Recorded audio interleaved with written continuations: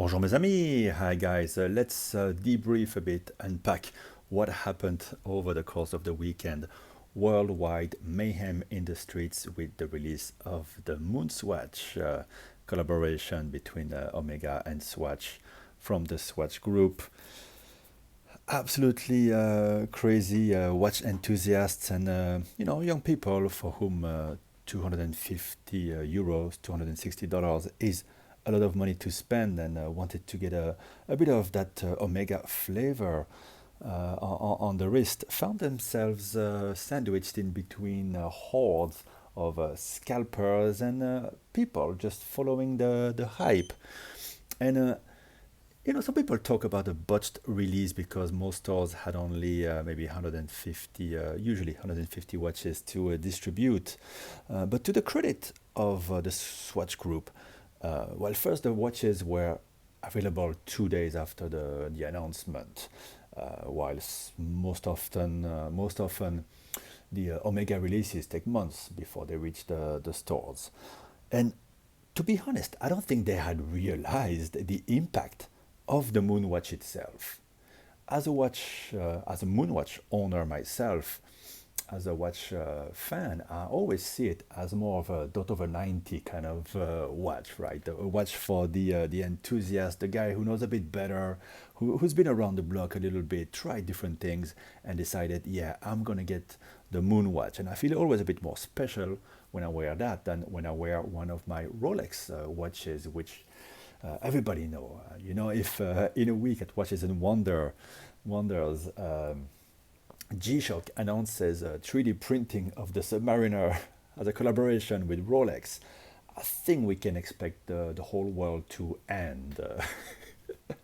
So yeah, maybe they were not expecting that this absolute crazy impact. And I think I read somewhere or I heard somewhere that the CEO did speak to Hypebeast, and so he wanted it to be a hyped watch, and this is the result of the hype. Because everybody and their grandmother has been talking about watches for the past 4 years. It's become an asset.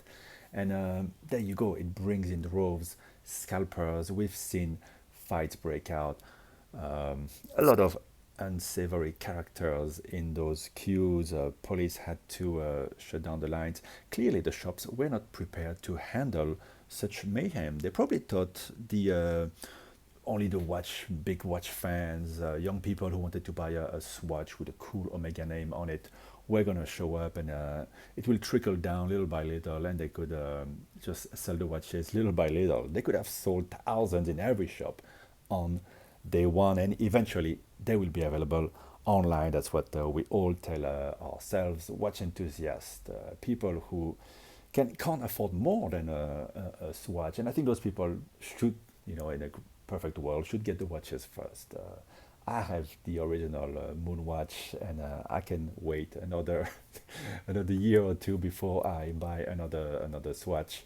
But I've seen them in person. They look really, really cool.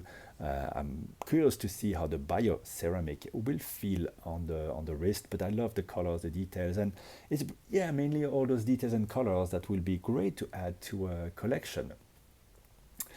Now, how does it reflect on Omega? Many, again, the dot over 90 kind of guys, the watch bloggers, are already having big theories on whether it is good or bad for Omega. Does it bring more people to the brand, or is the kind of people that's being attracted, like bees over honey, um, to this release? Is the kind of people that's going to say, well, if it's available for $260, why would I ever buy a watch for $4,000?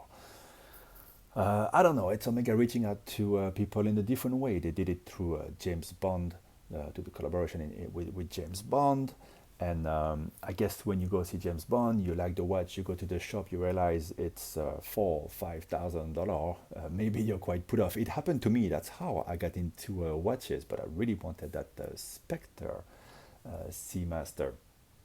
And yeah, at that time, if the same had been available by Swatch, I would have jumped on it.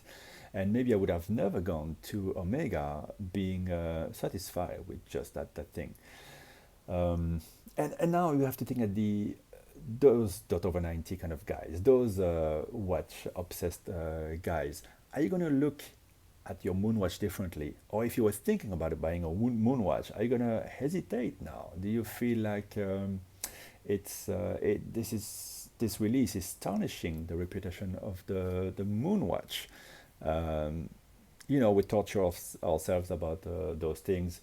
At the end of the day, the people who walk into a Omega shop, 90% of them are not watch enthusiasts. It's just people who want to buy one nice watch to put on the wrist.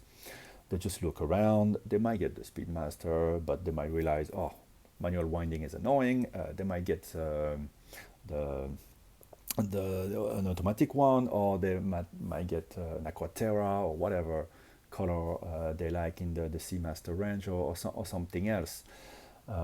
So we shouldn't forget about that. I think our little watch world of hobbyists is still fairly small compared to the global watch market. And speaking of which, Omega is 7% of the watch market. It's been surpassed by Cartier themselves, and Rolex represent 30%. So some say, oh, it's just Omega trying to create a high, bringing more people. I kind of like to look at it at the first degree. They just thought it was going to be a fun experiment, something cool colors to bring into the Swatch collection, and really give the young people. I mean, remember when you were young and your first Swatch was a Swatch, and you still talk fondly about it. Well, give those people a taste of the Omega Moonwatch. But it brings me back to the first thing I was saying. The impact that the Moonwatch can have on such a large part of the population, people who you wouldn't associate, you wouldn't think would care that much about, well, the Moonwatch, and might know Omega through the Olympic Games and through James Bond and all that, but didn't really care that much about it. It is strange that the Moonwatch model, although it's a very well-known model, you see it always. I mean, it's a flagship for Omega, and obviously it has the association to our closest star there in the sky. Um, it's interesting to see how it can inflame the passion of so many people. It doesn't matter what their intent is, if it's just the hype, the reselling, and all that. The result is there, is that people are on the street for the Moonwatch. And I think the positive thing we can take from that is that the impact that the watch has, that now everybody will see it differently.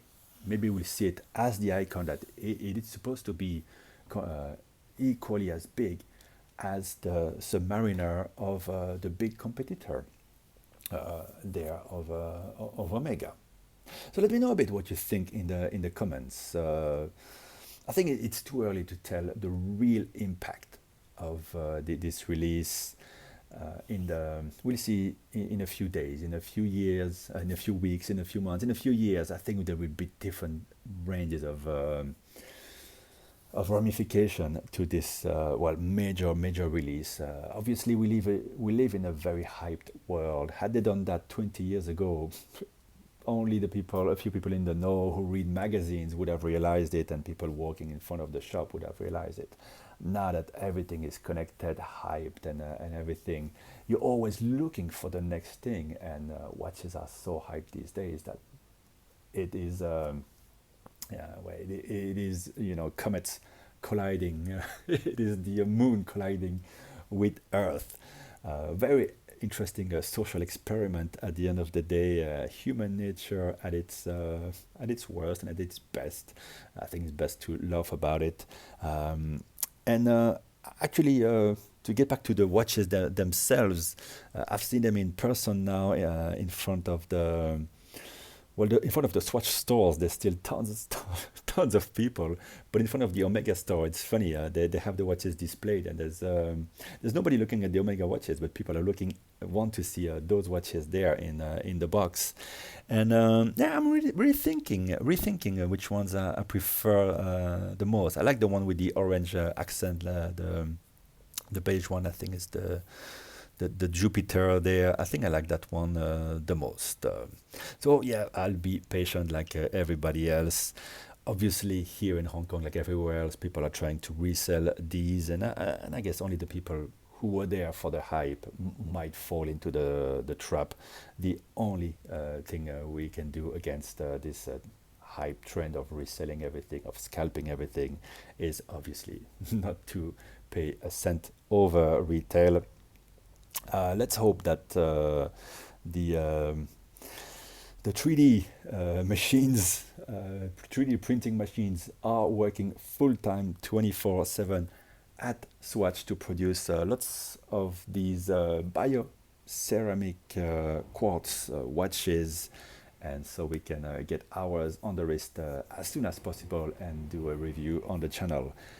Thank you for watching, guys. Share all your thoughts, your comments. And I'll speak to you in the next one, which will be probably very soon because Tudor, Rolex, and all the other brands are coming with new releases in less than a week, I suppose now.